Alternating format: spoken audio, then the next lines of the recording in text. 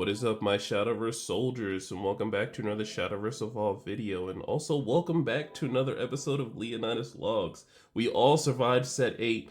Forest Puppet was something that definitely dominated in the meta, very popular, but was not the deck that took a grand showdown, which is what I'm very excited to talk about. But there are other things I'm going to be talking about. Before we get into that, let's go ahead and get into introductions. And if you don't already know who I am your host, Sparta from Sparta's Evo. I absolutely love Shadowverse Evolve and love making content for this game. And I absolutely love bringing information to everybody so everybody can be kept up to pace with everything that's on the Shadowverse Evolve website and everything. And just to give a little background on myself, if I haven't already done it in the first episode, I do come from a broad card game playing background where I used to play Dragon Ball Super Masters. Absolutely loved the game, was a regional player, did top a couple events. Very fun game to play if you haven't already played it. But the point of this podcast is to really have an overview of all the news that we've gotten. Of course, there are separate videos if you want to check that on the channel that I really go more into detail about it. But in this podcast, we'll be going over it briefly, the opinions on how I feel about it, what's going to be happening with it. And then outside of the overview of the news, we're also going to be doing opinions on certain things, like if there's a community struggle happening, or if there was an event and there was a cheater. Of course, things like that happen. So, having these little episodes in between these little checkpoints is pretty interesting as like a little timestamp for the channel. And I absolutely love making content for Shadowverse Evolve as much as the next person. Of course, with the limited amount of players that we do have, and it increases every day, I believe, because I do see on the channel a whole bunch that people are new, and that's why I make the guides and stuff like that, because I am also a new player too, technically, in terms of the physical card game and what these decks are doing. So I'm learning from the CCG players what these decks are supposed to do or what their deck identities are, and seeing them played in the physical edition is really interesting to me and how it's formed. But without further ado, let's go ahead and start the episode. So sit back, relax, grab a coffee, grab a water, whatever you need to do to relax, anything like that, and let's go ahead and start this episode. Alright, so starting off with our first piece of news, so we have the Omen deck. So the Omen deck's got those upgrades. So if you didn't really get to enjoy your Omen deck during set 5 because it was too slow or didn't have the power that it needed to survive, set 8 is where you got the next set of upgrades for your Omen decks, and they were pretty playable and very fun. And while some decks were pretty meta, and while others weren't, I feel like all these upgrades to the Omen decks was just a good idea all around, just for having the Omen decks be still relevant since set 5, they got the extra support, and then they feel pretty strong going to set 8. It's like, when playing Lashena for me personally, I had to tap out turn 4, and I was just a sitting duck to whatever deck I was playing against. Now, I can not play Lashena turn 4, turn 5 go for something else, still go for Lashena turn 5 and still have some play points left to respond from my opponent, and I really enjoy how the deck has just come a long way. And it's even competitive now, which I really like, because, room decks being competitive is just something Sparta really enjoys. But enough of talking about myself in the third person. I really do think Omen Eternals was a very fun set, but set 8 is really where the Omen decks were able to shine with those extra upgrades. But of course, moving on into the next set of news, we finally got a Worlds Beyond announcement. For the longest time, I know the Shadowverse CCG players were sitting here wondering, scratching their heads, oh, when is Shadowverse Worlds Beyond going to come out? You made a little trailer about Worlds Beyond. When is the game coming out? And I think they sat on that information for at least a year and some change, or 2 years. I'm not 100% caught up to the Shadowverse players waiting for the Shadowverse Worlds Beyond game lore, but I know they were waiting for a good while, because I even remember they said, oh yeah, we're releasing a new game in the summer, and then that got delayed, and then it got delayed again, and now with Shadowverse Evolve, I was able to step into the Shadowverse realm and start making content, like give information to you guys and stuff like that. I absolutely love this game, and with Shadowverse Worlds Beyond, I think this is just a new area for people to get into. Like, Shadowverse Evolve has definitely a money commitment, and if you definitely don't have the time for a money commitment in physical cards, you can definitely transfer that into Worlds Beyond by having a free-to-play experience.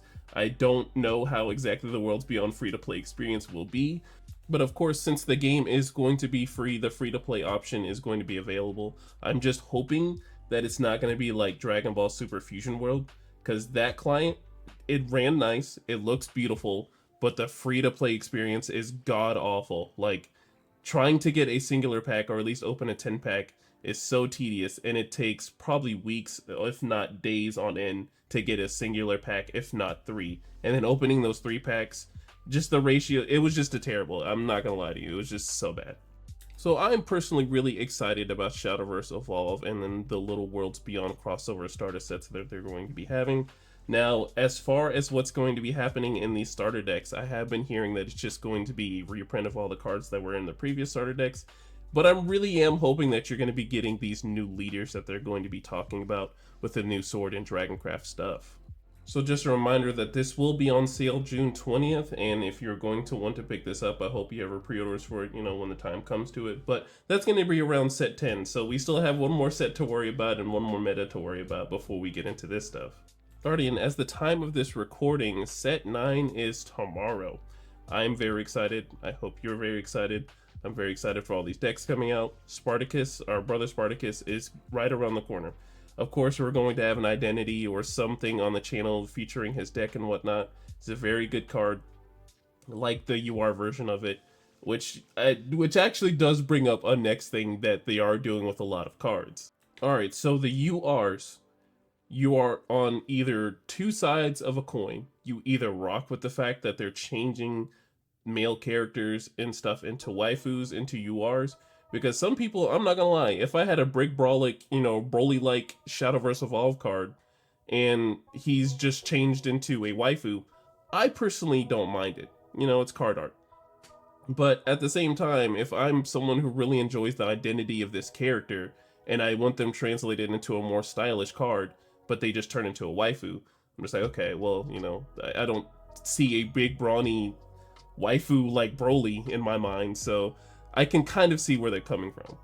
Alright, and I'm sorry if I didn't do a very good job of explaining it, and I'll try my best to explain it in this next section here. So, these characters have identities, and of course we don't get to see them all the time because we only see them in like a physical card form, but if they show us a little video glimpse of them, like what they're going to do with the trailer with set 9 releasing, we're going to see probably Amaterasu and Tsukiyomi doing something for set 9, and we'll have like a little glimpse of what their characters are. It's kind of like yin and yang. We have the white and the black, we have the good and the bad, just stuff like that. You're able to get little glimpse of identities, and of course I'm going to get a different perspective than somebody else. Somebody might find a deeper meaning than it, like, a spirit cleansing, stuff like that. I'm not gonna get into all that crazy mess, but of course, like, these characters have identities, and when they change them into different card art, I can definitely see how somebody doesn't like it. But I can also see, on the other hand, how, this is just a breath of fresh air. This character has, I think the rule is rule 67 when they do a gender change, a gender swap. I'm not exactly sure in terms of the rules. I'm on the internet, guys. Don't get me wrong. I'm on the internet. So I'm pretty sure it's rule 67 that you have a gender swap. And when you have a gender swap, I'm not going to say the entire character identity goes away, but just your image of it might change, and some people don't rock with it, and that's okay, because not everybody's going to rock with you and what you're doing, but I'm just giving everybody some insight on why people would either dislike it or like it. I like it. It's not a big problem to me. I'm not even a big UR guy to begin with, because those cards are literally the same thing for like a bigger price, and I think those cards are more trophies than cards that you really play with. But yeah, I hope you really understood what I was talking about there. I know I'm not the best in terms of expressing myself, and personally on this channel, I haven't expressed myself the most that I needed to, or at least, I don't know how you guys feel about me. I love all of you, and I love that you watch my content, but I feel like my personality is just a little loud. At least growing up, that's how it's been. Just a little insight on me.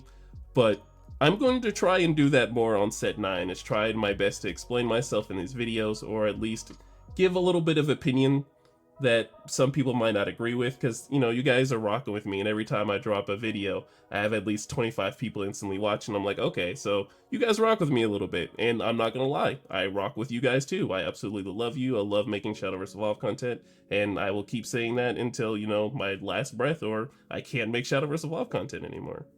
But yeah, enough of the sappy crap. So set 9 comes out tomorrow. I'm very excited for everything that's going to be out. I'm excited for the breath of fresh air that was the struggle that we had to get out of Puppet Forest. But luckily for me, Leonida was the counter to Puppet Forest if you had the tons of removal and you played things right. So You know, I was hitting pretty good. I think the only deck I really had a problem with was hand control, and that deck didn't even run around too much. And before we leave the set 9 section here, I do want to remind everyone that we will be getting these little voting slips in our boxes.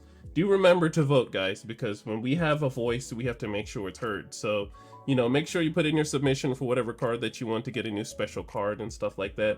I personally am not going to be buying boxes. I do my little funny way of getting my splits every set, and I make sure I get all the rune cards that I need so I can, you know, give the best take on the rune decks, because I absolutely love the rune decks. And of course, I'm not going to be, you know, close-minded and not try out other decks or anything, but I really do want to focus in on rune because Earthright is going to be viable, and I think Academics is just going to be a little under the bridge, but it's still going to be a deck that's pretty good and you'll have to watch out for. Alright, so like I said again, and I'm going to say this one last time, make sure you vote if you want to vote and you want your voice heard in a new special card. And if you don't, feel free to, that's okay. You know, you have your right to not do whatever you don't want to do. I'm not going to make you do anything. But if you want a new card, make sure you put in your votes whenever you buy boxes, or if you're, you know, if somebody doesn't really care in terms of what the voting slip is, then, you know, you could take theirs and submit it, whatever it works. But if you want a new special type of card, make sure you get that vote in. You know, use that unique way of however they're going to count up the tallies of whatever card it might be and whatnot. So I think this is super exclusive to Shadowverse Evolve English.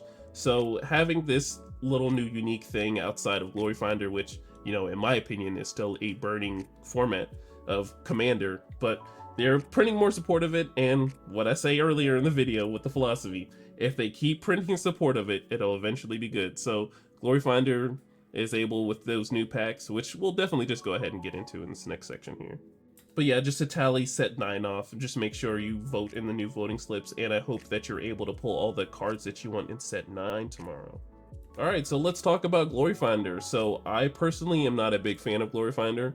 There's too many card combinations and too many things that are going on personally to have like a leader that you want to work around, or excuse me, not a leader, a Glory Finder card to work around, and then have all the cards really try and match to what you're doing for your game plan. And then, like, if you're playing a low to the ground deck, you're going to have to focus on opponent, and then when you run out of steam, you have 2 other players that you have to worry about, or that is trying to stop your game plan.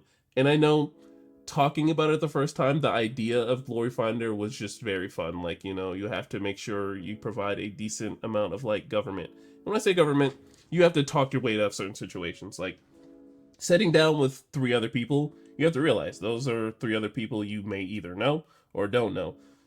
And if you're trying to win the game, you have to either make sure that you focus everybody down to a certain life, or you have to make sure you take out the most dangerous player, or you take out the easiest player, and then, you know, the other 2 characters can worry about what they need to. Just to put it bluntly, it's a 4-player format, and honestly, your mouth can save you from a lot of situations, especially if it's like a side event or it's something casual. You know, you'll get to mingle with other Shadowverse Evolve players, and I'm not gonna lie to you, talking to them can really distract them if you're really out to win. And I'm not going to say, oh, I know how Glory Finder works, I'm a huge meta Glory Finder person, because I'm not. But from a Commander aspect, I haven't played in a super competitive Commander event, but I have sat down and played with some friends to play Commander, and I've definitely won a couple of games by talking my way out of situations. And just for the sake of a video, for example, my opponent is going to swing at me. Well, if I sit there and gaslight my opponent, which, you know, I don't highly encourage in any sort of fashion for competitive play, but in casual, if you're having a fun game, I feel like, you know, BS is on the table whenever a match will happen. So my opponent swings at me, and this is definitely lethal. I'm not a very dangerous person, so I can definitely be like, okay, well, check this. When the next time comes, because I definitely have a bomb in my hand. I'm sitting here and I'm gonna lie, because our hand is our secret area. I'm gonna lie. I'm gonna be like, okay, look, check it. You don't kill me this turn, I won't kill you, but we do have to focus the person with the most power. And sometimes, personally for me, I haven't been that person with the most power. But best believe, I did have the most power when it came to those 2 turns later when they didn't kill me the turn before. And yes, I know that's a sneaky, probably rat way of playing, but when you have to realize there are some situations where you might be in a 1v3, a 2v2, or it might be a full-on free-for-all when it comes to Glory Finder when you have a 4-player format. But in all reality, I'm really excited that Glory Finder is here. Don't get me wrong, I just not playing it as like I should be. Now, Crosscraft, that's another discussion for another video, of course, but Crosscraft is something that I personally would be more interested in than Glory Finder. But to add on to one negative tip before we start talking about more Glory Finder things is that if you wanted your identity to be either Forestcraft or Dragoncraft, you really did not get that chance, because in Glory Finder you got all the other crafts beside these two crafts, and we did get an exclusive spell card that did go to Forest, but we didn't get a leader or anything that really helped in terms of combo, because that's what Forestcraft wants to do. He wants to get as much combo as possible, so you're gonna be bouncing cards in your hand, you know, replacing things, just getting your engine going by digging through your deck or using cards in your hand to, you know, reach combo by doing certain plays. You know, of course, Glory Finder can't do that because you can't really draw too much as an engine, since your deck is going to be completely bigger than it usually is.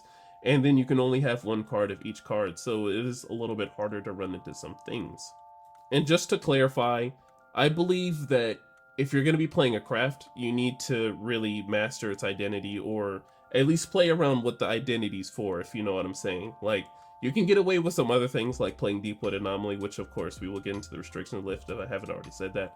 But let's say I'm rocking a Forestcraft leader, I'm rocking Arisa, and I'm rocking Deepwood Anomaly as my Glory Finder card, you know, so on and so forth. I'm going to want to build around my Glory Finder card, not the identity of my craft. And I feel like Shadowverse Evolve, you really want to just play towards your craft, or at least just coming from standard and then seeing Glory Finder as a thing. You know, I'm glad that you're able to do something different, like, oh, okay, you know, I have a Glory Finder card, I play around my Glory Finder card, but there aren't really that many Shadowverse Evolve cards that you can just straight up build around, like, especially in, like, Forest. Like, okay, I have Ancient Elf as my Glory Finder card, or I have Orcus as my Glory Finder card.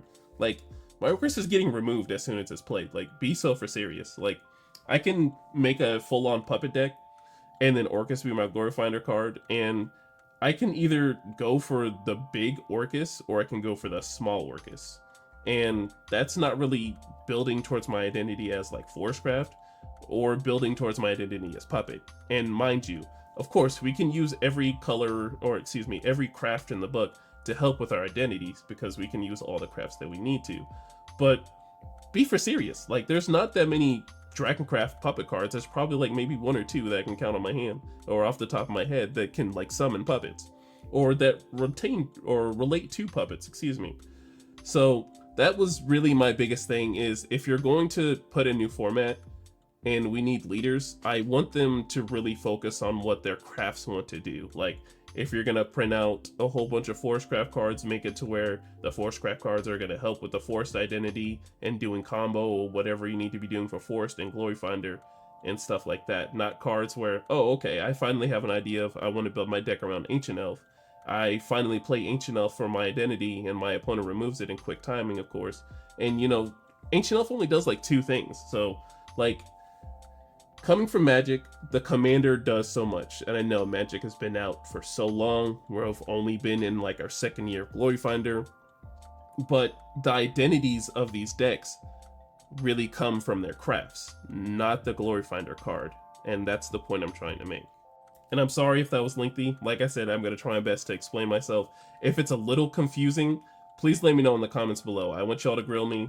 This is a first time thing of me expressing myself and, you know, getting into the deeps and depths of it for Shadowverse Evolve. But I have a voice too, and I feel like I have a decent amount of people knowing who I am. And I think I have a voice in the community too, as someone who's able to talk and yap and stuff like that. So that's just how I see things. If that, I feel like I might be wrong. Personally, you know, my inner doubts, of course, I'm a human. Like, I have doubts. My inner doubts is my message isn't going to be well received, or whatever I'm talking about just doesn't make sense, because growing up, no one really understood what I was talking about. But of course, as I'm making Shadowverse Evolve content, I know what's going on in the community, or at least I try my best to fill myself in before I make a video and deep dive. Because what in the world do I look like making content for a game, or making content in general, if I don't know what the hell I'm talking about? So yeah, sorry about that rant. That's just how I personally feel about Glory Finder. I hope it made sense. That's what I can take away from it. I hope it made sense. But the new Forestcraft and Dragoncraft sets are going to be coming out. These are starter decks. They haven't released the full card list yet, but we'll definitely be going over those exclusive cards that are going to be for Forestcraft and whatnot, or whatever cards are going to be coming to the deck once they release more cards for the cards list. As the time gets closer, you know, they'll be doing more reveals for it. Alright, so let's talk about this restriction list, and these are on the website that came from the Grand Showdown announcements recap. So we will be talking about Grand Showdown and all the events that happened, of course, but there's something going on with the website that I do want to address to everybody, since, you know, y'all probably don't look at the website as much as I do, or you might do and you know it too, but I do want to address it in video form because I feel like I'm the only person that sees it. But of course, that's not the section we're going to be worrying about for Grand Showdown. We will definitely probably get into it into this next section. But talking about the restrictions here, so starting with Glory Finder. So having either Deepwood Anomaly or Outrunning the Encroaching Heat was definitely something that needed to happen.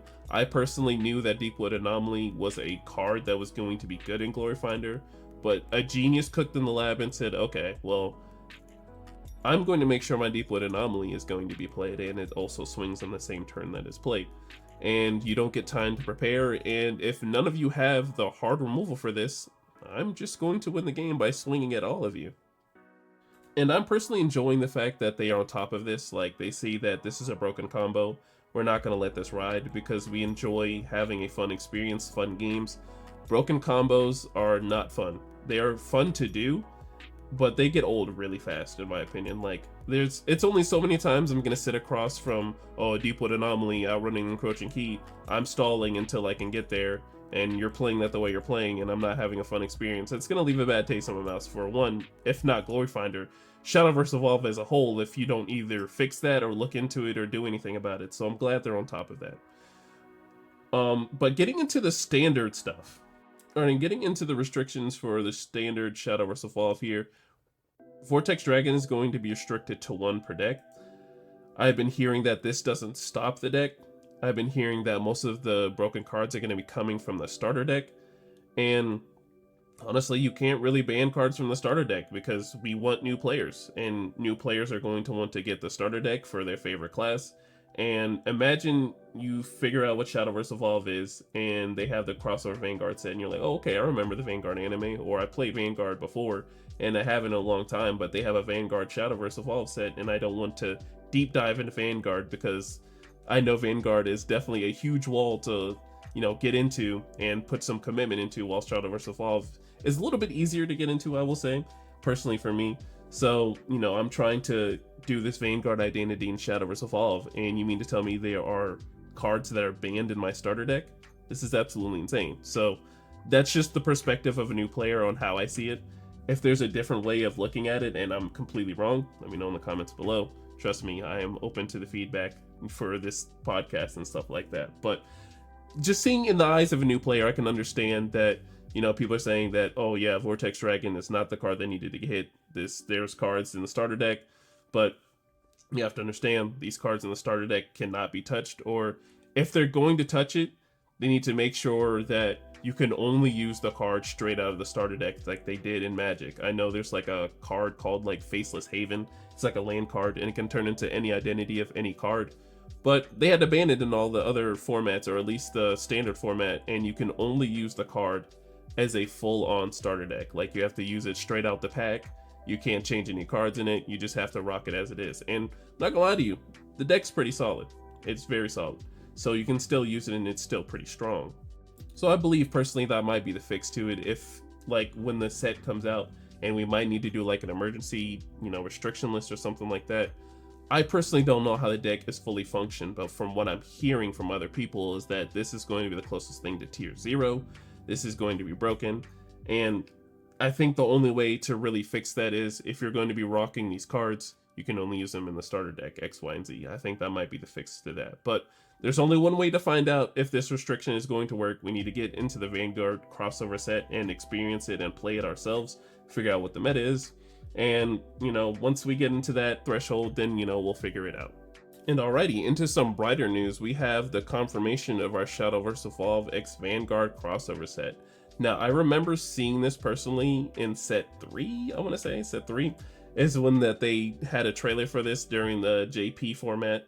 And I would go around asking, oh, okay, that's pretty cool that Shadowverse Evolve and Vanguard's going to be doing a thing together here. Are we going to be getting that? And everybody that I would talk to would say, well, I don't know.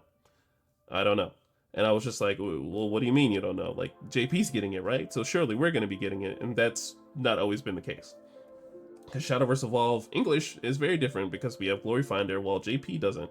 And I know I'm making a huge stand tall accusation like that when I'm not like 100% sure, but I'm pretty sure the whole sell for Glory Finder was that it was English exclusive. It was English exclusive. It seemed like it was like Commander format. Everybody was interested in it. You know, it was talk of the town before it came out. Then when it came out, you know, then on then.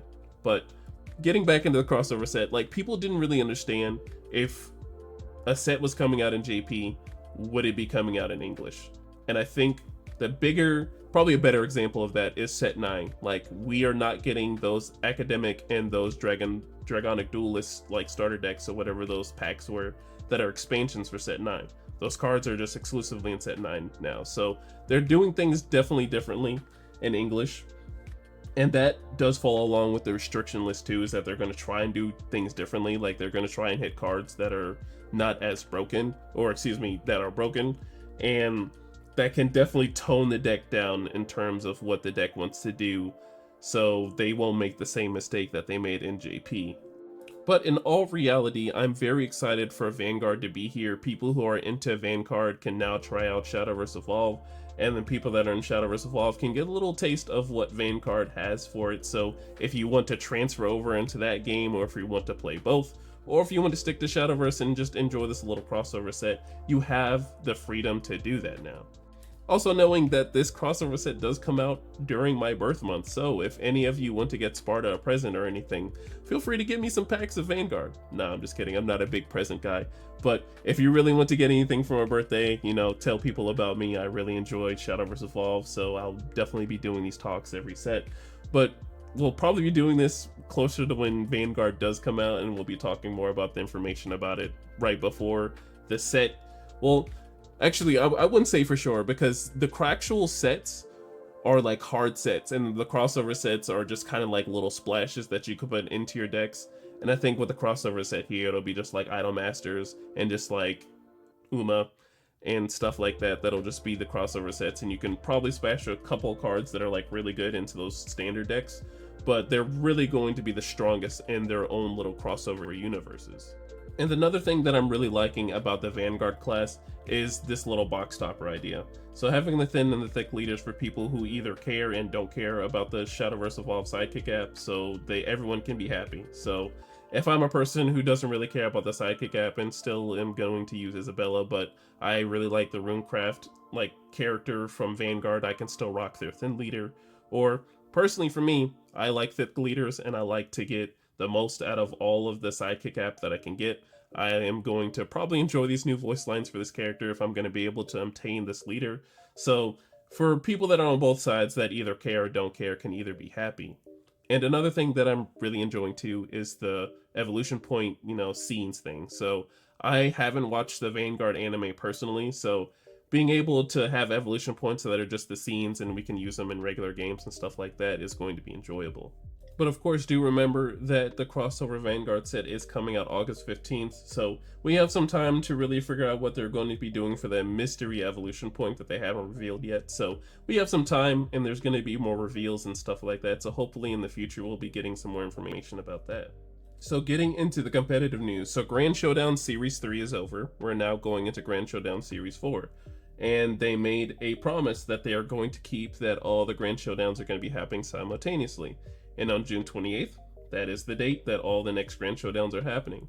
And they're also going to keep their promise that these events are going to have the participation fee. And you will be getting a deck box, you'll be getting a card, and you'll be getting a playmat that shows you went to Grand Showdown. And that is definitely worth. Like $40, it's pretty worth, especially going to Grand Showdown. And we would participate in these events, and sometimes we'd be leaving empty-handed, and it's like, okay, well, I flew all the way to Cali, and you mean to tell me I got this $5 promo? Or if you're going to like a Springfest and you got the stamps early, like you can't really move them as fast or if you don't have like a good play area to really move the card that you want, and you have to find some other way in terms of either holding on to it as a trophy or using either one of it. Or if you have 3 of them and you're able to collect 3 of them at the event, you know, congratulations to you, because that sometimes happens. But people really want mementos to take home after going to like a big event like that, because people have to take off of work, especially if you have to work weekends, and you have to realize the Shadowverse event is on Sunday. So imagine you have to do your event on Sunday and then, you know, fly all the way back home, and then all you have is a $2 promo that you have in your binder, you know, reminding you, hey, yeah, I went to Grand Showdown XYZ.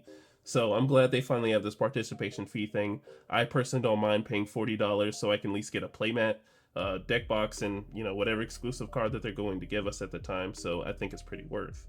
And of course, that's my personal take on it. Some people are going to be like, oh, well, I really enjoyed the free tournaments and the free whatnots and all that. Well, I'm not gonna lie to you, just like coming empty-handed after, you know, going all that distance and playing, you know, even scrubbing out, like, I think I'd rather pay, scrub out, and then get something at least, than go in for free, scrub out, and get $2 worth of my almost $400+ trip. You know what I'm saying? Like, I don't mind it being a $440 trip, and I come back with a playmat, a deck box, or like a storage box and stuff like that, and a card. Like, I wouldn't mind that, paying whatever price it is, as long as it's not like, you know, $200, like $300 and you get stuff like that. But, you know, card like $40, $50, that's not something I'm worried about. Like, we're getting exclusive Grand Showdown participation prizes and stuff like that, so I'm really going to be enjoying that.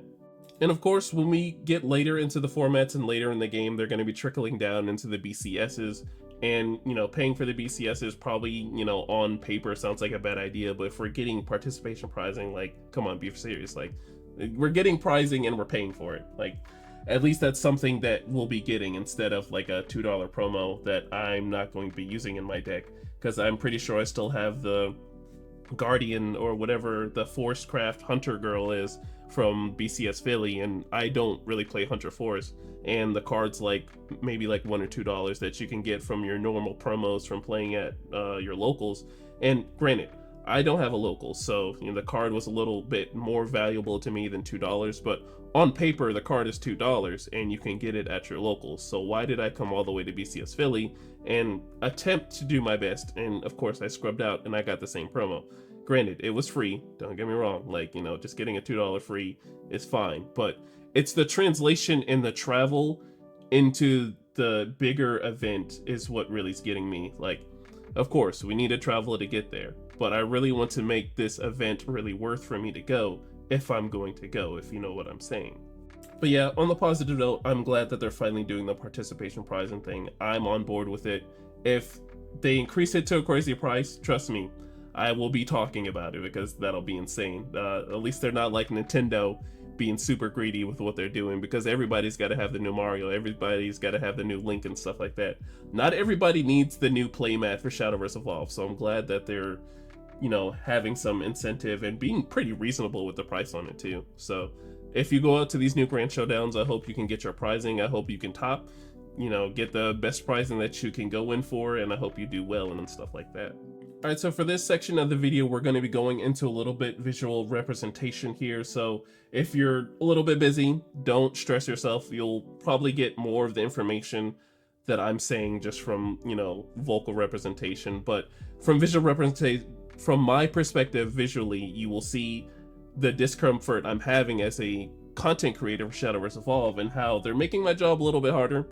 And of course, I'm not doing this full time to get paid. Of course, getting paid will be something that I'm going to want to do in the future.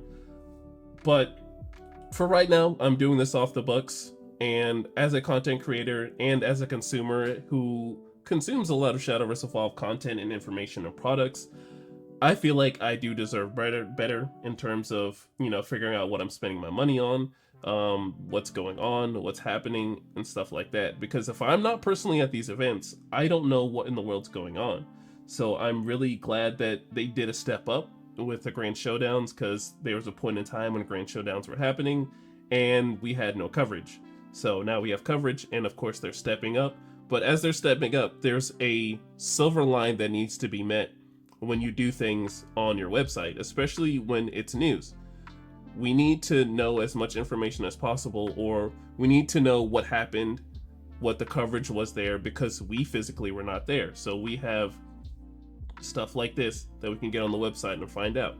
So personally on the channel, I didn't go over the Grand Showdown recap. And that was just because with the alignment of all the things happening for set 9, had to make sure the reveals came out.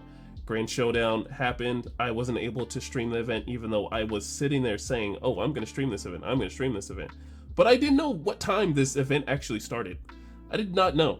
And I had to convert the time. And unless you were actually logged into the app to know the location of Sovereign and stuff like that, you didn't know when this was going to start. And the weekend before, they didn't say, oh, you know, get ready for Grand Showdown, that's going to happen at this time. You have the ability to do that on YouTube and stuff like that. When they do stream, you can schedule the stream and figure out what time it's going to be, so other people can, you know, schedule for around that time. But, you know, that's not what I'm really getting on about. So I am coming to the website to figure out what won. And this is what I get. I get a picture that's broken, and this isn't the only thing that's wrong with the website here. If I click on the picture, it's going to take me to a different website. I can try and load the image as you're trying to see me try and load the image. I can't load the image. And I'm pretty sure this is the deck list that won Sovereign. And this was Crimson Rose Queen. Excuse me, this was Crimson Rose Queen that won the entire event, which people didn't think was going to win. I honestly thought Puppet Force was going to take it or something like that. But Crimson Rose Queen taking the event. And personally, if I was Kriko, I would be a little bit upset that my deck is not updated on the list here, because this is where the deck list should be. This is the deck that won Grand Showdown. And this isn't displayed to everybody on the news. So I personally, as a content creator, I should be like 1.5 times as upset, because how am I going to cover this if you're not going to show either the pictures of the deck list, or I have to go over into the decks and events section so I can see that this deck got first place. But if I were Kriko, personally, shoutouts to Kriko, because Kriko did play in our events in locals when we first started rolling them around. So shoutouts to Kriko for winning Sovereign 2025. But personally, if I were Kriko, this is your spotlight. This is where the deck that you piloted through all those decks and won throughout all of them, all that strife and strife through that entire event, and you don't even get your spotlight because somebody didn't upload this thing correctly, and they didn't even second check. And I'd be a little upset. But I'm glad they were able to get the other pictures in here. Like, we can see the distress that Kriko had, everybody, the turnouts, the boards and stuff like that, the top 8, the winners, the mats. That's cool. But for a spotlight, for personally, the only spotlight that Kriko gets is the distress of, or the excitement of winning. I can't tell from a picture, of course. You know, a picture paints 1,000 words and stuff like that. But this section right here is where you're supposed to get your spotlight. This is your deck, you piloted, you managed to get through all the different forest crafts, the different rune crafts, you know, all the different crafts, and you played this one deck and you were able to do what you're able to do. And it's your moment of shine and moment of spotlight, and they do something like this. Mind you, this happened on April 1st. It's April 10th. This situation or whatever, this hasn't been brought to anybody's attention or anything like that. And I think that's a shame. That is truly a shame, because this is where the deck list should be. If I wanted to focus on the winning Crimson Rose Queen list that Kriko rocked, this should be the picture that I should be looking at right now. And I know you guys are probably thinking, oh, Sparta, you're losing your mind over a picture. But this is only one out of the many things that I'm about to have a problem with. So if you're not like really into big rants, I'm sorry I didn't start the section here with this is going to be a huge rant, but this is going to be how we're navigating the website and the problems that we're going to be having navigating this websites for this section, because this right here personally is unacceptable, taking the fact that we're on a level where we are streaming the events. We have good coverage. You guys are doing a very good job with the coverage, and of course in blog posts and stuff like that, like we have the little descriptions. But for people that aren't really well versed in English or aren't really, you know, interested in reading and just net decking, this removes the spotlight of the deck list, or at least the Krico spotlight. And I don't know if Krico cares too much, but personally, as a content creator and a consumer of this content and who likes to read and figure out what's going on, this is ridiculous. Like, this should not be happening. All right, so as the time is right now, so it's April 10th. Set 9 comes out tomorrow, April 11th. You know this. But the problem that I'm having here is that, as you can see here, the card details were released on April 10th, and the set comes out tomorrow. So we'll get into that in a second. But if you see right here in the set before, I know there's probably more interactions that there are in set 9 than there is in set 8. But as someone who's putting out consumer content or a product for consumers to get into, I feel like you need to have a standard, or if you're going to follow some sort of standard, you need to do it all the time, and we need to have some sort of flow to know how it works, or some scheduling. So January 31st is when the card details came out for set 8. They gave people at least a week's time to figure out what the cards actually did in English translations. If the translations weren't super clean, we have a now clean translation of the English cards and stuff like that, and the Q&As can be answered on the Friday when the set comes out, and we can figure out the different interactions, like different cards like Anastasia. I know Anastasia didn't come out in set 8, but that was one of the cards that probably had the most Q&As because the ability was just a little confusing in terms of things. Like, combo 3, like, does Anastasia need to be on field on turns 3 or turns 2, or the plays in turns 2 or turns 3 to get those effects? But those are the questions that needed answering, because some people were confused, myself included, because I made a video and I made the wrong type of content and I brought misinformation, which I am sorry, because I was watching a video and I figured out that it was kind of worded wrong, and I took it as a whole entire wrong thing and I spreaded misinformation. But as time went on, Anastasia got the clarification that she needed, but that's not the point that we're making. The card details here, having at least a week's time for people to roughen out those translations, gives us at least a week. They give us at least a week. Here, they give us a day. Now, I don't know how other content creators make their content and how they go about it, but I use the website. I have to use the website. And when they don't put out the card details, I'm sitting here, okay, it's Monday of the release. Surely the translations for the cards are going to be here. The cards aren't here. All right, surely if not by Monday, they're going to do it Tuesday. They're not doing it Tuesday. Okay, if not Tuesday, surely it's got to be here by Wednesday, so they can at least give us at least an extra day to figure out what these translations are while, we have busybodies at work and stuff like that. It didn't happen on Wednesday. It's Thursday. The set releases tomorrow. The card details do not need to be added onto the website on Thursday. This needs to be either a Monday thing or the Friday of the week previous of. So I'm assuming there's some sort of slowdown happening at Bushy Road or whatever happening in Shadowverse Evolve. Because personally, at least for me, this is not okay. Because now this consumes up my weekend, which I try my best to free up for any hammering out that I need from Monday's video or any extra things that I need to do. I now need to consume up my entire weekend of extra time that I have to really put out these breakdowns, make sure everything's hammered out. So when this next week comes, when people are going to finally be getting all the cards that they need from either their locals the next upcoming week or stuff like that, I'm gonna really lose my weekend because of this. And granted, I don't mind committing the weekend into Shadowverse Evolve, don't get me wrong. It's just, personally on the Shadowverse XYZ Con, I think that's what it is, people wanted to play the cards, but the cards were still in Japanese. And I don't read Japanese. And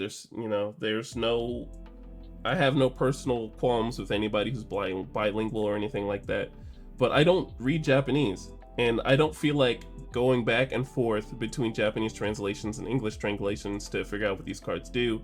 And I'm trying to play a game of the Shadowverse client, and that can all be fixed if someone just puts up the English translations with the card details. So it just feels like they might be a little lacking in that department or something like that, because personally, the day before the set comes out and we have the full card list, it's not okay. I don't agree with that at all. As a consumer, as a content creator, whatever you want to see it as, I am personally not okay with it. If you don't feel like this is that big of a deal, that's okay. But personally, this is just not okay in terms of consumer content and, news and whatnot. All right, so we only have two more rants here. I'm sorry. I know you guys probably don't like to hear me complain and stuff like this, but these things need to be addressed, especially if people can't access the content that they're looking for. So, getting back into the Shadowverse Evolve Sovereign recap here. So the hyperlinks are going to take you to whatever different cards you need. Like I click Misha Hero of Purgation Blade, Misha Hero of Purgation Blade pops up. I click Roaches and then Rhino Roach pops up. You know, they put these hyperlinks in here. But when I want to check out the top 4 players in their decks, which is good content, good consumer content for Shadowverse Evolve, I get sent to a 403 error. Hold on, let me move this down. I get sent to a 403 error, not found. Could not be satisfied. The request is blocked. Now, personally, I have a different web browser than everybody else. I use Brave. I'm not doxing myself there in any way. I use Brave, so sometimes the links don't work when I have ads up there. But I even got on Google Chrome and Microsoft Edge and it still doesn't work. Mind you, this post was made on April 1st. It's been 9 days. This is a problem that should be solved or should have been identified by now, especially if you want people to like your game. So not only does the picture not work for the Grand Showdown Sovereign recap, the top 4 hyperlink doesn't work either. So not only is this recap mighty useless in terms of information to get us here, we do have to now realize that Grand Showdown Sovereign happened on March 24th. We didn't get these, results and stuff until April 1st. So we look at the recap here and we click the link and we get into the recap. And you mean to tell me I'm clicking the link and the recaps the pictures for the recap aren't working? At least for the main deck list, the tournament winning one, which is the biggest spotlight that you should get on the website, is not working. And you mean to tell me if I want to check out the top 4 list, I have to not use the hyperlink and I have to go over into decks and go over into the events? Yes, I know that sounds tedious, but when you make a website, you want things to work. And when the things don't work, they need to get fixed. It's been over 7 days and it's not fixed. That's the problem. So it seems like nobody's looking at it or nobody's identifying it. So it seems like they post something and they don't look back, or they don't have anybody really, I guess, really peer reviewing what's happening and seeing it on a different side of things, because this should not how it should be. That's simply put, it should not be like this. And it definitely needs to change for it to get better, for sure. It definitely needs to change. It might not matter to a lot of people because you guys don't get on the website as much as I do, but if I want to provide you with content and content creators, and that's what you really want, is you want content creators to make content about your game, because this is free advertisement, essentially, because people like the game so much that they're willing to make content for it, just like me. But when you don't give those content creators the space that they need to really work, and they lose viewership, or the people that are rocking with them are waiting for something to come out and it's taking the extra time that it needs to, they lose interest. And that's really what's keeping people addicted to Shadowverse Evolve, is the interest in cards, the interest in playstyles, the interest in meta, the interest in content. Whatever you're interested in the game, there's an interest in it. And my interest is in the content. And when you don't provide the content, it makes my job a little bit harder. But I know it might personally sound like I'm sitting here talking in circles about the problems that I have, but don't worry, we only have 2 more problems to really announce and the rant will be over and we can get on to the next section. I'm sorry. Alright, so the next problem I have is with the hyperlinks here. So we have Bushiroad Expo and we have Bushiroad English Conference Spring 2025. So I'm not well versed into figure out when these spring conferences are going to happen, but surely if I click this, I will get some more information on when to expect this, or, some more information on it, stuff like that. But when I click on this, I get sent to Twitch, and I just get sent to their Twitch thing. So if you're as lost as I am, I don't know what to tell you, because when you click the link, you just get sent to their Twitch page. Bushiroad, what the hell does that mean? And of course, that could be many things. It could be like, oh, okay, turn on your post notifications so when we finally go live, you will know. So you mean to tell me we have to wait until the spur of the moment when you feel like you want to drop the spring conference? I want to read about information. When you put things on the website, I want to read about information to when to either expect it or, oh, like some hype. Oh, yeah, so we're going to be talking about Shadowverse Evolve. We're going to be talking about Vanguard. You can be vague about it and, put like a little bit of a blog, little text under it and whatnot. But if I get a hyperlink to talk about, or that talks about the spring conference, and I get just sent to a Twitch page, I have a little bit of an issue. And yeah, that's like how I feel about the Bushiroad English conference. Like, I don't know anything about it. I can't say, oh yeah, guys, get hyped for the English conference and give any more insight on it. Of course, everyone that's going to be watching it is not going to know what's going to be going on. But to build up some hype for it, at least, just talk about it a little bit. Like, don't give me a hyperlink that's just going to send me straight to Twitch and I have to just wait around on the Twitch website for, oh, Bushiroad 01 is finally live and they're going to be doing the English spring conference. I'm like, okay, well, I have to free up my time and not know whenever they're going to be doing it. Of course, it's going to be at a reasonable time, but surely, like, at least, I wouldn't say provide a date, but just like a little vague information that's not just the Twitch channel. But with that information, we now know that the English Conference Spring 2025 is happening. But let's go ahead and get on into the Bushiroad Expo 2025. Alright, so the last problem I'm going to say, but it's just confusing all around. So when I get on the Shadowverse Evolve website, I'm only looking at Shadowverse Evolve things. But as of recent, with the last problems I've been having with the card list, this conference like hyperlink, and then the hyperlinks not working in the recap. So the problems have been happening since the beginning of April. It has felt like an April Fool's joke, don't get me wrong. But like nobody ever said April Fool's. So clicking on Bushiroad Expo is going to show us the little Expo summary. So I don't exactly know what's happening in Expo.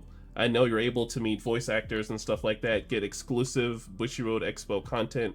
I think you're able to play gameplay demos. Like, if you're a fighting gamer, I know the Hunter x Hunter game is going to be demoed there, and I'm really excited to play that game, or at least try it out. And as you can see, in these regions is where they're going to be very popular, of course, so you're going to have to do a bit of traveling. But if you're not a huge out of country traveler, there are some areas in the US, and for some real good, at least some real good, I don't even know what word to use here. Just for some ease of use, I'll just say that, just for some ease of use, having a little thing that says, okay, so this is going to be here, that I'm going to assume that's New York, like that, I'm not like a big geographer, geology, however you want to say it. I'm not really big in knowing every single state, so I'm assuming this is going to be either in New York or something like that, or in Philadelphia, wherever they have their little Bushiroad thing. That's cool. But I should feel like I should know where it's at, or at least should know like a little date range, because it seems that they have little overviews of what's coming next, where they have ideas of, because I mean the expo is happening this year, so surely, like, as a new person, because mind you, I'm a new person, so if they have Bushiroad Expo in the same place every year, this is my bad on the call, but I'm new to Bushiroad Expo and everything Bushiroad. So I don't know exactly where this is. I know this is probably either Texas or Mexico. That's literally on the Gulf of the States here. I might be wrong on that. Like I said, I'm not really big in knowing every single state and stuff like that. But I can for sure tell this is in Cali. I don't know when this is. I don't know when the time starts. And I tried my best to really like navigate to figure out what was happening. And navigating this Bushiroad Expo thing was terrible. Like, so they tell us what the content is, they tell us what the summary is happening, they tell us what Bushiroad Expo is, and we can get a good map overview of where the stuff's going to be at. But you guys, or everyone at Bushiroad already knows where the event's going to be. You have to book the venue, because people are going to take the spot. So you already know where it's going to be at. And you mean to tell me you can't put like a little map of where it's going to be at and what's happening? And if that's not something they don't already know, that's on me. I'm making a call. But if they do, I mean, they already have the marks or the maps marked here. So it seems like they already have like a general idea of where this stuff's going to be happening. And like I said before, this is like my first Bushiroad Expo I'm really looking at. If there are any Bushiroad Expo veterans and it's at the same place every year, then, let me know in the comments below. But like I said, I'm a Bushiroad Expo noob. So this is my first time looking at it, and like I said, this is not okay. Like I can't get any good information, because I don't have my passport, so this is not happening. This is not happening. That's not happening this year. But you know, this is doable. I could do this in a year. But like I said, I need to plan, because I'm not going to pull money out of my hat as, you know, everything is getting more expensive. I'm not going to pull money out of my hat to be able to go to these events. Like, I need to prepare for them. I need to get a group of people that are on board with it. We all have a nice little fun travel trip. We'll have a good time at the expo. We'll have a good time. That's fun.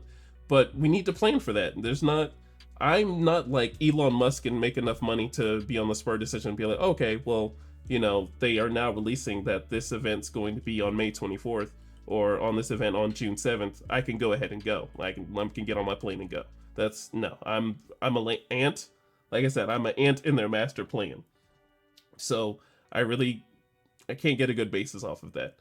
At least from the hyperlink from Shadowverse Evolve's website. Now, going through the actual Bushiroad website, I tried doing too, and they didn't have any talk about Bushiroad Expo, and even if they did have it in the hyperlink, it sends you right to here. Alright, so yeah, I'm really sorry that I got pretty ranty there. I had to let somebody know how I was feeling about what's happening with the website right now, because I feel like this is unacceptable, and if they get away with it without somebody either, I just want somebody either be on board if they're checking the website like I am, or, you know, they want to, you know, defend Bushiroad and Shadowverse Evolve and stuff like that. You know, I'm not like a huge aggressor. I just want to identify the problem, and identifying the problem, and especially in Kriko sense, having the spotlight and you don't get the spotlight that you deserve on the website, because if you're looking at Shadowverse Evolve and you want to see what happened on Summer and Recap, I want to see what deck won. So having your picture removed from that is a little upsetting, and you know, I'm not going to sit there and egg Kriko on to, you know, be like, oh yeah, boycott Shadowverse Evolve and stuff like that. No, I'm not going to be like that. I just want to identify the problem, and I want there to be a fix, because I love this game. I'm going to keep playing the game. Just because there's like some website stuff happening does not mean I'm going to boycott Shadowverse Evolve and stop playing the card game. Oh yeah, this is acceptable, stuff like that. I'm still going to be a consumer unless they personally disrespect me as a player, or, you know, they do me wrong in some sort of way, which games have done before. They've just, you know, said F you to your players, and they said, we're going to do how we're going to do things. You're going to keep buying our stuff, and, you know, you're just going to cry about it at home. And I hope, you know, Bushiroad and Shadowverse Evolve are not going to be like that. But of course, like I said before, I am a noob to the Bushiroad and how Bushiroad does things. I'm figuring things out as we go. I'm trying to stay on a ground level, but as of this podcast and as of this episode, we're probably going to be giving more opinions and stuff like that, because I absolutely love talking about these things and, you know, expressing myself in the best way I can possible. And you guys probably seeing things through my eyes, or just being able to have a group opinion on something and probably be on the same page while you are following my content and watching my videos. We can all be on the same page and identify these problems, and hopefully can voice our opinions in some sort of way so they can get fixed. Alright, so I know before that I said that I was going to only leave the last section as the visual representation version of the podcast, but I looked over my notes here and I see that there are a lot of things that I need to talk about that do need to be seen visually. So if you're only listening auditorily, then I'll try my best to describe what's going on the screen. Of course, I'm not going to be like a screen reader and like go down every single thing, but I'll try my best to, you know, try and describe what's going on the screen here if you're only just listening. But to those watchers, you know, follow along with your eyes and we'll keep on trucking. So last time we got on the Bushiroad Summerfest website, we only saw the picture of this girl. By the way, I don't know who this girl's name is, and I like to try and match names with people. Like, it's a respect thing. Granted, this is like 2D characters, so I don't have to respect them in any shape or form. But, you know, with coverage and everything, I try my best to respect everybody. But I don't know this girl's name, so I know she's always in the BCS, stuff like that. She's holding the trophy as a little, you know, cute icon, so I don't know what her name is. So if any of you know who her name is, you know, let me know in the comments below. I know I've asked many questions that need answered, and they're gonna be different parts of the podcast and whatnot, but if you know her name, just let me know. But we're actually able to scroll down on the Summerfest website now, and it's been a good while since I've been up here, and I do see a new little blacked out section is streams, so I'm glad that the Summerfest is going to be covered, because last time the Springfest wasn't covered, and we had to wait for the results to see what was going on, and we now have an options to see streams. So Bushy Road Summerfest stream, it would be pretty lit to watch, because I absolutely like watching high play in Shadowverse Evolve. I actually just like watching competitive play card games in general, especially if I know what's going on. But they also have schedules, so we actually know what these events are going to be happening, where they're going to be taking place, and stuff like that. So I'm probably going to be looking to go to the Philadelphia one. That's going to be like deep in September, you know, the beginning. And I like how they have like the dates laid out. So the dates are laid out, and you can like really map what the meta is going to be when you go for your Summerfest, or when you try to go to compete and stuff like that. So you can get a good little planner here going for that. And also another thing that I'm seeing on the website is that they have prizing side events in format. Of course, we already know what the formats are going to be for Shadowverse Evolve, but I do want to talk about the prizes here. So this is something we need to talk about. So if you're looking around here, and of course I'm going to describe that there are a lot of Vanguard promos that you can get from this. Like, getting all this stuff from just like simple participation is nice. You have a plethora of ways to get different cards and different arts and stuff like that, and lots of prizing. Like, I just see lots of Mysteria stuff. However Vanguard works, I know there's lots of stuff that you can get for just like playing. And I know we're still in our second year of Shadowverse Evolve, and getting the hot stamps is something that people are looking forward to, but you know, probably getting into when we get a little more popular here, and as we're growing, we definitely do need to do better than just six participants, like promo packs, and then top 8. Like, we start getting into top 8, top 4 champion. Like, I know they were doing that for the Grand Showdown, but I think we need to start doing this for Bushy Road Springfest too. And I haven't been to a BSF, so I can't say, you know, if you're gonna get multiple packs of this would be cool. I think the big card that people are going to be looking towards getting is like the Gift for Bloodkin. That's going to be like the big vampire card that everyone's going to want, or the Summoning Drills for the Earthright. These other cards are the other cards you're not really worried about, like Heartless Battle Stamp. Like, I know Puppets is still going to be pretty relevant, but everyone's going to try and move on to the new thing. I don't think the Forest Graph identity is going to really change going into the new set. So there's that. But I really do like these exclusive top 8 cards. But, you know, that's the thing about these cards. You got to be, like, the best of the best. Got to get the top 8 to get these alternate art cards with the stamp. And then on top of that, you get the playmat, and then you get the champion card. Personally, I'm not a big fan of the champion card. It's not a rune card. A good trophy. Like I said, like, it feels like Shadowverse Evolve prizings are, like, the best as trophies. That's how I personally feel it. Like, the prizing are trophies. They're trophies. And the playmats, you know, you play on the playmats, you get the winner card, you know, you put it in your binder, or you put it up for sale, whatever you want to do. But they're not really good for play, especially for the promos, since we only get one of them. You only get one of them. You got to break your neck to try and get them at the event, and if you don't get them at the event, you're gonna have to break your neck to get back home and buy the rest of the promos, and you're then gonna have to find out that not that many Summerfests are happening. So now you have to find out people who went to last Summerfest and different pricings and stuff like that, and you have to look on TCG Player for the promos.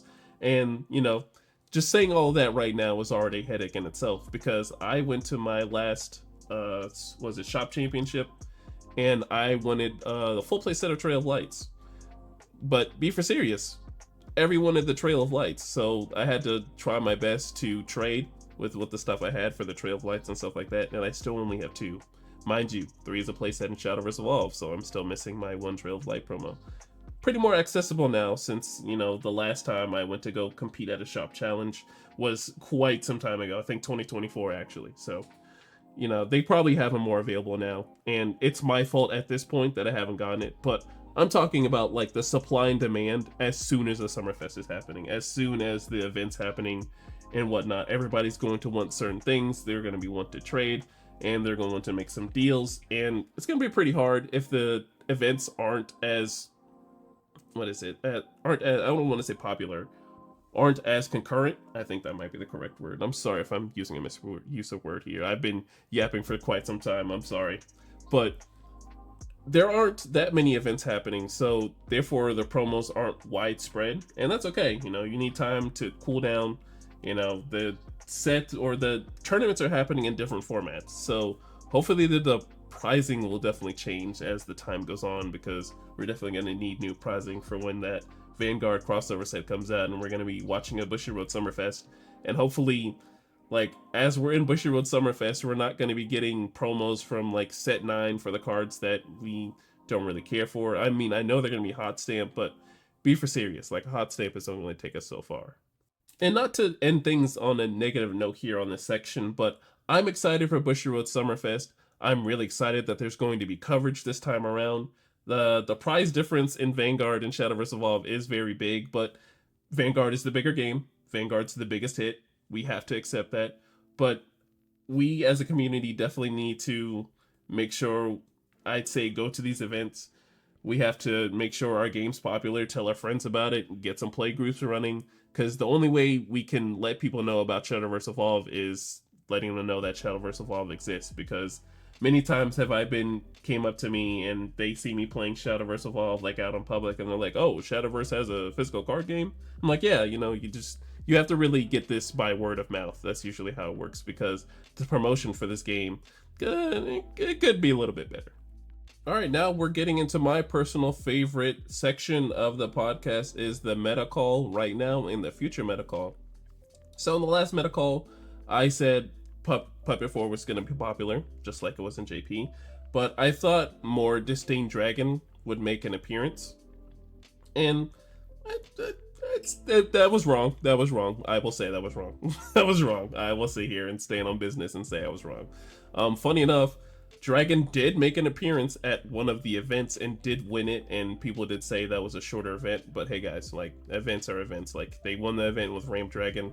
That was definitely out of left field for me, because I didn't expect Ramp Dragon to even make like showing at all.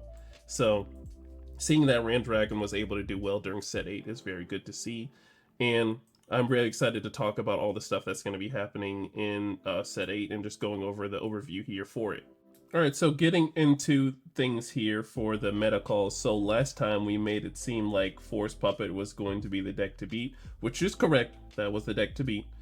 And I personally thought for the future meta call going to Shadowverse English that, you know, we do things differently from the JP view. So maybe we play a little bit slower. Well, that was not the case. Force Puppet had deadly turns 5 and turn 6. And after that, if you didn't kill them in turns 7 and 8, then, you know, you were gassed out. And your opponent already had the edge there by answering everything on your board. But going with the craft distribution here in the Shadowverse Codex, I suggest you guys check this out. This is a very good way to figure out what's going on in the meta and stuff like that, just as long as our users are able to submit their results. So make sure you submit your results if you topped at these events. But looking at craft distribution here, excuse me, can't talk. Craft distribution. So starting with first, we have Force Craft Puppets. We already know it's going to be like the biggest deck. And then under that, we have Abysscraft, which was Crimson Rose Queen. We know that was going to be a big deck too. But you would think the other deck that was the biggest counter that had like a very good presence was going to be Lashena, because it had all the removal options, and, you know, it was death by 1,000 paper cuts. That's what we say at locals. So death by 1,000 paper cuts, we thought was going to be the deck that was right under it. But in reality, Swordcraft is still hanging in there. Just has that good late game turn with Mistalina. So Natura Sword is still, you know, hanging out and doing what it needs to do. And then right under Swordcraft, you would honestly think Runecraft would be there too, but no, we have Dragoncraft, because we do have to remember that Ramp Dragon deck did do very well at that last event. And then right under Dragoncraft, you know, we have Runecraft and then Havencraft, and then of course we have our other universes that we don't really talk about because they have not won an event since their crossover set. Which is not a knack to those crossover set identities and universes and stuff like that, because those decks do perform very well. If you do enjoy those decks, I highly encourage you to master the art form in the best way possible. But you do have to understand that those decks have a power ceiling in their set, and you can't really add any more cards to their crossover set unless you put your entire cards into like a different thing, and you're not really playing Idolmaster anymore or like Uma anymore. You're just trying to build a mix match of whatever craft you're building. So, you know, the universes probably don't get that many like play like that outside of their crossover sets. But of course, that was the craft distribution. So going ahead and hiding this. So going into the archetype distribution. So I'm not going to go into like a full breakdown of all the percentages here. But of course, we know in the percentage here, it's just breaking down the little bits and sections here. So that being force grab being the biggest thing is the puppet, and I see that people are rocking elephant and puppet as like a, you know, like a little percentage thing, but people do need the late game, especially post turn 7 and 8. You know, vengeful Orcus can only do so much if she's removed. Like, you know, she's in surefire bullet range. Like, you swing at that first puppet and you see your opponent with 2 play points up, you should already know it's cooked. So having an elephant as a backline is just pretty good too. Going into Commander, I don't know what this deck does. Commander has managed to breeze by me, but like with a percentage of 1.72%, you know, you don't really get to see that deck too often. But as we can see, that your Thief Sword and Natura Sword are going to be the ones that are carrying Swordcraft. So I'm glad those are the decks that are able to really pilot and do well. Of course, Thief Sword had like that big showing with their new spell card, so you know they were going to come and show out. Now, going into the omens, the next omen here, you know, we have Lashena and Galmu carrying their crafts for what they're going to be doing. Disdain had a bigger viewing, of course. You know, the omen decks got the support that they needed set 8, so everyone's going to be like, okay, well, I'm going to try my hand at playing the omen deck at the event, and I'm going to try my best to do well. Well, Disdain always had that big issue where you really had to work with what you got. Like, your hand size wasn't too big, and with a deck like Puppet Forest that's able to have consistency, they're playing cards out and they're putting cards into their EX area that they can use later on, and then those cards in the EX area are going to turn into something else. The something else is giving you value for free. That free value is turning into combos. You know what I'm getting at. Like, just one thing went into another, and the Puppet Forest deck was just definitely a deck that was just really good. While you have decks, on the other hand, that are like Ward Haven, that are still able to hang at least a little bit, and they're like playing their Wilbert, and then they're playing another card, and that's the end of their turn. You know, stuff like that. Like, there are slower decks that do slower things that can still hang out a little bit, but when you have a dominating deck like Puppet Forest that does, you know, 4 different things, you know, at 4 different times and 4 different turns, then, you know, we already know a deck is going to be either the popular one or at least the one that performs the most at an event. But of course, it didn't matter when it comes to doing 4 different things in 4 different times. If you are a master player and you know what deck you're going to be needing to beat, that does not matter, because 2-cost Abyss was able to win the Sovereign Grand Showdown. So if you really have a master of your craft, then you should be able to top the event, if not win it, especially if you know the matchups. Now, there are opportunities when you go into an event and you completely dodge your entire worst matchup. You should play the lottery. You got lucky. That's not the case for everybody. There are some events where people just entirely dodge their worst matchup. They never got that loss that they needed, or they went into their worst matchup and their worst matchup bricked, which is, you know, a possibility. So don't take these decks take these decks with a grain of salt, honestly, because the person that wins the event and then they have like an interview and they're like, oh yeah, well, you know, what did you do as the Ward Haven player? It's just saying, for hypothetical, of course, the Ward Haven player won the event. Well, how did you feel against like maybe the full-on board wipe Disdain matchup? And they say, okay, well, I never played Disdain matchup, you know, the board wipe Disdain matchup. Granted, these hypotheticals, not true to what these decks are doing and whatnot, but just as a hypothetical, you know, some people actually dodge the matchup. It happens. But one thing I really did want to kind of hone in on is that Dragonute had like a little like representation here. I didn't know that the Dragonute deck was a thing, excuse me. So I'm excited to see if Dragonutes are going to be getting new things, because there are Dragonute cards in set 9. So I wonder if that deck's going to get even better. Alright, so getting into the future meta call that I'd like to look at. So set 9 has a lot for us here, and you know what I like to see? I like to see a lot of blue, because that means Rune is coming back, and boy oh boy, I know Rune was here in the form of Lashena. Lashena was fun. I enjoyed playing Lashena, but it's about time for a new taste. Earthright. This is the talk of the town. People have been saying, oh yeah, if you think Earthright is broken in set 7, X, Y, and Z, then wait until we get to set 9. Then you're going to feel like Earthright is the godsend, the forgotten child that no one was really paying attention to, set 2, and, had the Erasmus, and, had a big boss monster card and was a joke. Well, no longer is Earthright a joke. They're coming in with the new shoes, the new jacket, the shades and looking cool, and they're probably going to dominate the meta next set, which I'm excited for, because I'm tired of seeing Puppet. But on top of that, if it's not going to be Earthright, we need to look towards vampires. So if you are an Abyss player, this is your set to really dominate. And, Crimson Rose Queen was one of the decks too that you really want to look at too, but I think Vampires is definitely going to have more presence, because Vampires was a slept on set. Those cards were at one point in time cheap, so I'm glad you got them while they're cheap, because starting set 9, those cards are going to get expensive and people are going to look for them cards. Because I bought my Kodlak, the 7 cost Vampire, 2 of them, for like $1, and then I looked on the website like a week after, closer to when set 9 was getting to coming out, and the card was like $14, and I was like, goodness gracious, the card's not that good. But people are going to want to cook with different variants of vampires, since we're going to be doing Shadowverse Evolved English Edition, and we play way differently than they do in JP. And of course, the Puppet deck had a very linear in terms of play. You play your Junk, you play Liam, or you play the Flower Doll, whatever you want, and then you go for Heartless Battle. And if you didn't have any Puppet formations on the first 2 turns, you go for Automaton Soldiers, so you can at least get 2 puppets in your EX area and stuff like that. So they're really planned out and coordinated turns. But so basically, Runecraft is going to be on the map not once but twice here with D-Shift and Earthright.